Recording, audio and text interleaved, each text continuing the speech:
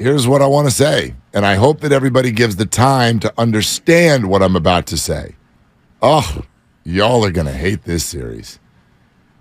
You're going to hate this series. You're going to hate the series. You're going to hate this series. I love the series because I told you what was coming, and you were, what? No, and now you done woke up, Mark Willard. No. You done woke up. See, and I wondered if you would take the time to listen to what I actually mean by that, because what you think I mean is not what I mean. I'm not You've trying been sleeping on the Lakers for months. You're damn right. I'm going to do it for 2 more weeks. Oh, my God. Because the Warriors are going to win this series. That's not my point. Wait, are you going to make a prediction? Because we don't do that here on 95.7 The Game. I gave Whitley 7, but I am the opposite of Steiny on this whole thing. I don't ask me again tomorrow, I might say 5. Ask me tonight. No, you don't get to do that. No, but you make a prediction and you put your name on it. The point is, I don't care. There's no penalty for being wrong here. No, there is public shame and humiliation. There's only 3 answers that are even possible, so pick one. There's only 3 answers that are possible. Lakers win, Warriors win, a meteor hits the earth, and the series never happens. The Lakers are not winning, and this is not a sweep because that's not the way it works this year in the NBA. You're saying Warriors in 5, Warriors in 6, or Warriors in 7? There's your 3 answers. That's it? Pick one. Pick one. Who cares? Whatever. Wow. Pick one. So I said Warriors in 7. I do respect this version of the Lakers because you keep saying that I've slept on the Lakers all year, and what I did was I slept on who the Lakers used to be. Nobody changed their roster more than this team did at the trade deadline. I'm going to call you Tim because you're starting to couch it. Nope, I'm not. I think the Warriors have got this. Okay. I'll give myself a 3 for that. I even think, Tim Couch. I mean, come on. If it was you're couching what you said. I understand. You were so disrespectful of the Lakers for so long. Totally different roster. Totally different roster. I told you the Lakers were real, and you were like, they weren't. You don't get to play that game. You don't get to play that game. No, I do get to play that game. I put my name on it in January. I put my name on it in February. You put your name on it when Russell Westbrook. I'm not going to yell over you. I'm not going to yell over you. No, it's a yell show. No, it's definitely not. I should have worn yellow. You'll be solo by 4 o'clock if we yell. You know that. So, no. I didn't wear yellow. You said that when Russell Westbrook was on the team. This is a totally different team. It's a better team. However, it's why the Warriors are going to win, because this team does not have the continuity yet to win late in the playoffs. You can beat immature Memphis. Bravo. Great. That's wonderful. You're not beating the Warriors. So you want to do Warriors in 5? Do you want to do this in 6? Do you want to do this in 7? I actually gave the Lakers some respect, and I'll give it Warriors in 7. But it would not surprise me at all if it's a little bit quicker than that. The Warriors are going to win this series, but here's why y'all are going to hate this series. No, when Steph was walking off the court in Sacramento the other night, y'all not ready for this. Y'all not ready for this yet. I feel like Warrior fans could use that message as well. Y'all not ready for this, and here's what I mean by that. I'm not talking about the competition. I'm talking about the emotion. Understand that battling with Kings media and Kings fans and their adorable little beam and all of their young players. Beam. You want me to turn it on? It's gone. The beam's gone. They took the beam out. Yeah, they did. The Lakers series It was here. a one-trick wonder. Over. Yeah, exactly. It's over. Anyway, point being is the Kings felt like they were a threat, but in this sort of like cheeky, cookie, kind, brand new person kind of a way. The Kings were really good, but there's no scars there. They're the Kings. Here, I'd liken it like this. You're a dad. Let's say you're a parent, and you now have a daughter. I have a daughter. All right. Daughter brings a guy home, okay? If she brings a guy home right now at 8 months, I got issues. So do I. So do I. Mine's 14. It's even worse. Yeah, no, true. Let's not bring anybody home for a few more years. No, you got that right. But the point is, when she brings a guy home for the first time, okay, and I'm meeting him for the first time, no, not shotgun. Oh, sorry. That's the Sacramento Kings. This person's trying to be a part of the family, and I'm looking at him like, dude, who are you? I got nothing against you. Which king could she bring home where you'd be like, all right. Okay, De'Aaron, I'll meet you. He's adorable. Right. Even if you bring home Harrison Barnes, honey, he's too old for you. Stop that. If you bring home Malik Monk, this guy's a little bit aggressive. If you bring home Sabonis, You leave your key at the freaking door and go get out of here. So that's my point. But if you bring home someone new, I got to be like, well, look, I'm going to at least give this guy a chance. Right. I don't hate him yet. We've got no history. I don't know who you are. I'm skeptical. But the correct answer is Keegan Murray, by the way. Okay, that's actually a pretty good answer. Yeah. Good-looking young buck. Yeah. Anyway. Nice young man. The Lakers are when your daughter brings home the ex-boyfriend and they've gotten back together, and that's after he treated her wrong last year. Or the ex-boyfriend's older brother who is, it's like your daughter is 16 and her boyfriend's like 20, and now he wants to go to the junior prom with your daughter. Kid walks through bro. with a skateboard, 4 tattoos, and his hair over his eyes. Sure. Like, no, okay? There's history here. And he's in third year of the junior college. You think this is fine now because it hasn't started yet. My prediction is, because the Lakers are good enough now to get some games. They're good enough to get a game or two. That I'm confident in.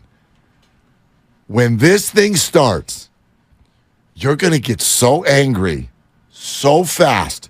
You have no patience for this because it's all of the familiarity that as a Warrior fan you hate. It is a Laker jersey. It's beyond that. It's LeBron James. There it is. It's that fan base. It's just him. It's D'Angelo Russell. Yeah, it's fine.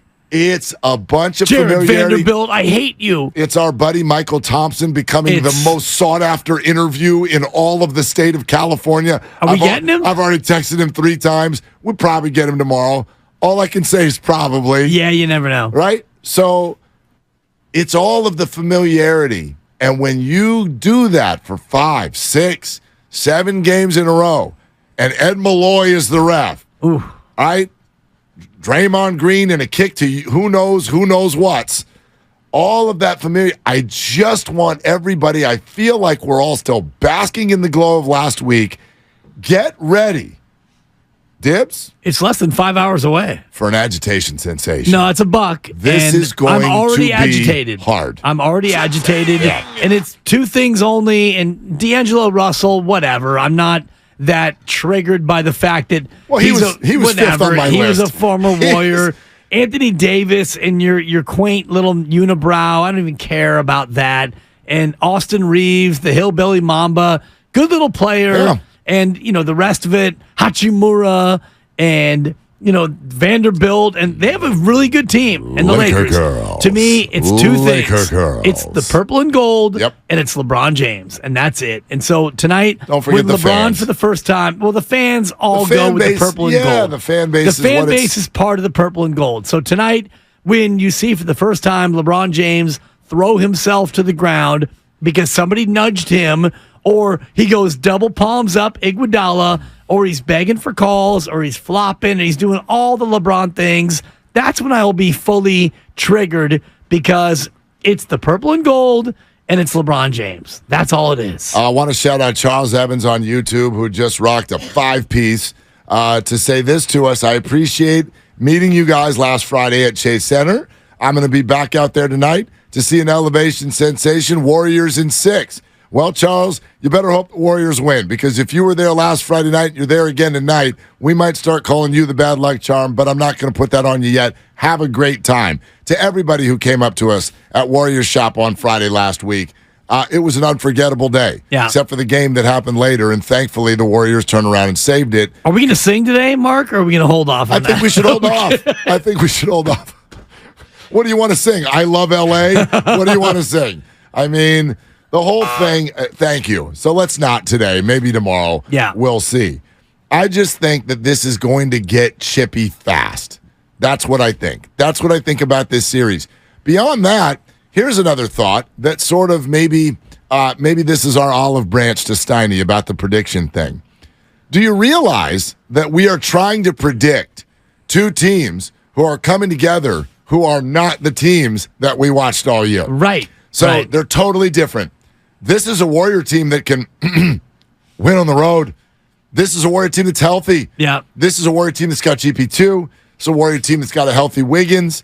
When they were playing the Lakers all those times down the stretch, the Warriors weren't whole. Right, And the Lakers were just getting to know each other. They flipped the roster over. Well, and this completely. is a Laker team that started 2-10. And if you look at the team, and I told you don't sleep on the Lakers, and that was before they made all the changes. And after they made the changes, I said the same thing. But if you look at this Laker team in November, who they played versus who they're playing now, 6 of their top 8 are completely different. Totally different. Or even more. Yeah. So this Laker team is not that Laker team. This Warrior team is not that Warrior team. These two teams have not played each other in the playoffs in 32 years. So there's a lot here. There's a lot of meat on this bone historically and even currently. It's more than just LeBron, Steph, part 5, I think, or part 6. I think it's maybe the 5th or 6th time they faced. I think you're right. In the playoffs. Yeah. And so this is completely different in terms of where these two teams are now. Well, and even if you just are following the Warriors and spotlight who they became, forget in this series, forget last month, just who they became over the weekend. Go back to Steph's speech. Do we now have a Jordan Poole and a Jonathan Kuminga who are on board? Do we? I don't know. I'm trying to predict the series, and I don't know the answer to that. I don't know. You can look at it and say, hey, the Warriors struggle with the Lakers' size. Yeah, that's going to be a story, and there will be moments where that is the case. Yeah. But Kevon Looney is now a 20 board per night guy, and there is maybe a trust that really, honestly, truly, at a deep level was regained over the weekend. Or maybe not. I don't know. All I know is the story. And if I look at this Warriors team, here's what I think is probably the truth. At the beginning of the year, they stunk because they didn't trust each other and they had wrong pieces in the wrong places. Then in the middle of the year, they were better. They were okay because they started to make some adjustments and they were starting to regain trust. Remember, Draymond said after that win against Toronto, he went up to Jordan Poole, they squashed it, and he actually kind of went after him a little bit. He responded well. Okay, so they're better. But then you get to the playoffs, and intensity, it shows your flaws. And Jordan Poole is sideways, and Kuminga is pouting on the bench, and the Warriors are putting their worst game of the year at the biggest moment of the year. At home, right in front of everybody to see. And then there's the speech. So did it work? We only have 1 day of evidence. And honestly, we really only have one player who showed out. Right. But they won. And he told them that he would not let them lose in that fashion. And he went out and he did what he did. But they had to trust him in order to do that. And they did. So has the team now whole? Do they actually really, truly trust each other at a level to where somebody's getting less minutes? Eat it. Too bad. Yeah. Someone's got to get more minutes? Fine. Someone needs to help out. Someone needs to change their role. Someone needs to get out of their comfort zone. If all of those things are ready to happen, I have no doubt that this team's going to win all the series. But we only have... Let's just try to win this series first. I understand that, but I mean... The Denver series would be a whole different animal because Denver looks strong. Denver looks nasty. I mean, they had a terrible game from Jamal Murray last night, and they still won by double digits. That's my point. Yeah, they look strong. To hold Phoenix to... And by the way, Kevin Durant... here's how I'll say it. That's Phoenix, though. I think it's a Phoenix thing. Well, here's how I'll say it. We still talk sometimes, especially in this town, about Kevin Durant being one of the best dogs in the NBA. Yeah, he is. He's not even their best player. I'm Kevin Durant. Well, Devin Booker's their best player. And he's their best player because they run the offense through Devin Booker. If they want to run it through KD, maybe he would be their best player. Would they win more? I don't know. But Phoenix right now feels like a collection of players more than it does a team. The Warriors started the year 3-7. We know that. After that, they went 41-31. The Lakers started 2-10. After that, they went 41-29. There you go. So if you want to look at these two teams after their horrific starts, and I know the Lakers turned over their roster a bunch, and the Warriors turned over their roster a little in terms of Wiseman out and GP2 in, I'm really interested to see Jonathan Kuminga tonight. He is the one player I'm most interested in because I think They need him. They need him to play. They need him to be athletic, aggressive, defense. active. They need him to play defense. They need his length. Right. They need his rebounding if he wants to go ahead and do that. I wonder if Steve Kerr was able to get to him, and I put this in my daily delivery today, and you can find it on Twitter. It was one of my big themes. Steve Kerr has got to get to Jonathan Kuminga and let him know exactly what you need from him. You need him. I agree with everything you said, but I don't even know if you're going to see him tonight. I don't know. If you don't see him tonight, then you can go ahead and send him away. Because if he's not going to play tonight, then, I mean, he hasn't played at all. He's fresh. He's ready. Yeah, I understand that. Your team is tired. I understand that, but it's matchups. It's matchups, and I don't know what Steve sees. I wish we could talk to him. Yeah. You know, we'll probably talk to him tomorrow. We'll talk to him tomorrow. I wish we could talk to him. And even if we did, he'd probably be like, I'm not telling you. Right. I mean, like, he's not. Well, he's told us that he still believes in Kuminga and he still has faith in Kuminga, and yet Kuminga hasn't played. Right. So. Of course, he's not going to say anything other than that. Of course, yeah. But we've watched this a number of times, playoff stories, even these particular Warriors. There are so many examples through the years of people we wanted to give up on. It looked like it was time to give up on them. And then suddenly, there they are, playing incredibly key roles. Sometimes those people are on your team. Sometimes you got to go get them. The San Francisco Giants won a World Series in 2010 with a bunch of people that nobody wanted.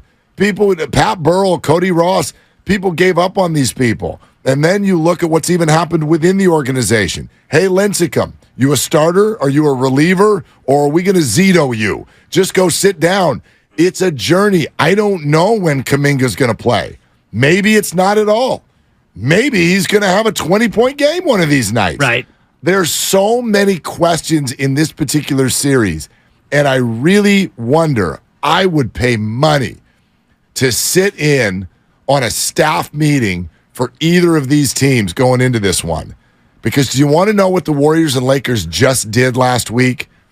They eliminated the two most immature teams in the NBA. Yeah, that's young and inexperienced. That's a rip on Memphis, and it's not on Sacramento because Memphis. It's a double rip, is what it is. It's a double rip job. Sacramento's inexperienced. Memphis is immature. Memphis has experience. They're just dumb. Sacramento. Domantas Sabonis is immature. Fine. But the rest of them, I thought they held up great. Yeah. I thought they did a really nice job. So I don't want to call them immature. They're just inexperienced. They hadn't been there before. That's fair. But now you've got these two teams. Their cores have both been through every single thing on an NBA court that you could possibly imagine. You are not going to surprise them. You are not going, oh, wow, boy, that adjustment, didn't see that coming. These are, at the core of their teams, the two smartest teams, I believe, in all of the NBA. And so when the Lakers are sneaky young. If you look at their, they got two guys. But they got LeBron. I'm talking about their cores. I mean, it's a two-man core, essentially. LeBron and a James, coach who's done nothing in the association. Yeah, but still, if you've got what you're saying. LeBron on the floor, Draymond on the floor, Steph Curry on the floor, these people have seen it all. Right. They see it before it happens. I think a lot of times on an NBA, they're so smart that you're really going to have you're going to have to be on point mentally and strategically to win this series. I think in terms of core versus core, the Warriors have much more experience in their core. You've got Kevon, Draymond, Steph, and Clay, who each have 3. You got Wiggins, who has 1, and Steve Kerr, who has 9 of the last 27 in terms of championships. On the other side, you've got LeBron, one of the best winners ever, Anthony Davis with a bubble chip, and then you got Dennis Schroeder, and you've got D'Angelo Russell. They've been around, not at this level. They've been around. But they've been yes, around. they have. But other than that, you have a lot of young players who have not been to this stage ever. Vanderbilt and Reeves and Beasley and all the rest. So in terms of core versus core, this core is way more experienced. Well, coach versus coach, this coach has done way more than Darvin Ham could ever dream of. 100%, and they've all been together. Again, if you ask me why I'm going to pick the Warriors in this series, I'm going to pick the Warriors in this series because the later it gets... Don't make a pick, Mark. Don't stick your neck out. I am always a big fan of continuity, and that's got to get the Lakers at some point. You've got... I have never seen in my life. I know everyone watch out for the Lakers because that LeBron and that logo. Those two things together, you never count them out. And AD every other game. Thank you. I mean, seriously, Thank you. In this series, if it goes 7, Anthony Davis He'll will have have 4 good games. Well, Or if he has 4, the Lakers win. If he has 3, it's Warriors in 7. Maybe. Anthony Davis is a problem when he decides that he wants to be Of course. active, healthy, and engaged. The Warriors have no answer for Anthony Davis. Anthony Davis is like Kevin Durant and Brandon Ingram with muscles. Like, I mean, And youth. There's nothing physically you can do when Anthony's on. But Anthony's not always on. No. And Anthony gets hurt a lot. Yeah. And Anthony doesn't always make great decisions. Feel like Anthony sometimes is like, I'm going to shoot the 3.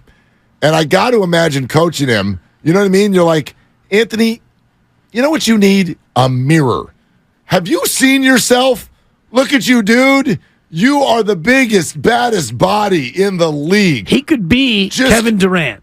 Honestly, he could be Kevin Durant. In terms of his career, he could have a Kevin Durant career. He could go out and get 25 to 28 every single night, Easily. no matter what you want to do against me. Right, but he could also be even better in terms of like a rebounder, right. a defender, a post-up player. He's bigger and stronger. The shoulders look like they go from one end of the court to the other. It's insane, but he doesn't always do it. No. He makes weird decisions, and so he's a frustrating player for Laker fans sometimes. I just think the Lakers, they were able to get by Memphis because it was Memphis. You can outthink Memphis. You can emotionally overwhelm them. They are the dumbest team in sports.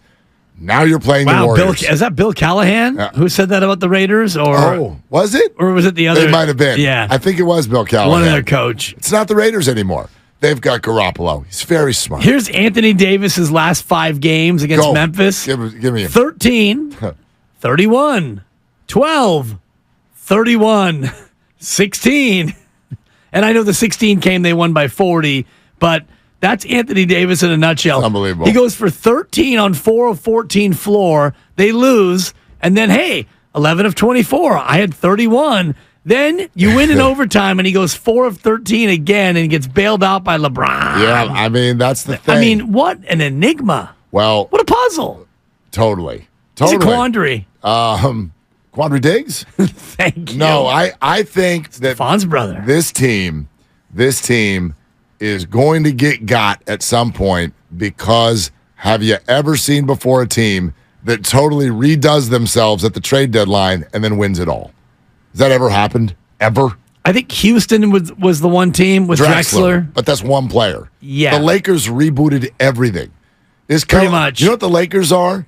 The Lakers are that 5-card draw hand when you're just like, I have an ace. I have an ace. Muck 4 cards. Shove the other 4 cards back. Give me 4 Yeah. new cards. That's what they did at the deadline. They're like, we have LeBron. That's a 4. Let's just let's redo everybody else and see what happens. And it's worked out pretty well. But you don't win it all doing that, do you? Do you? I don't think you do. I don't know if you win it all doing that, but if you look at this Laker team versus the pre-Muck Laker team, Oh, it's way this better. team is so It's way much better.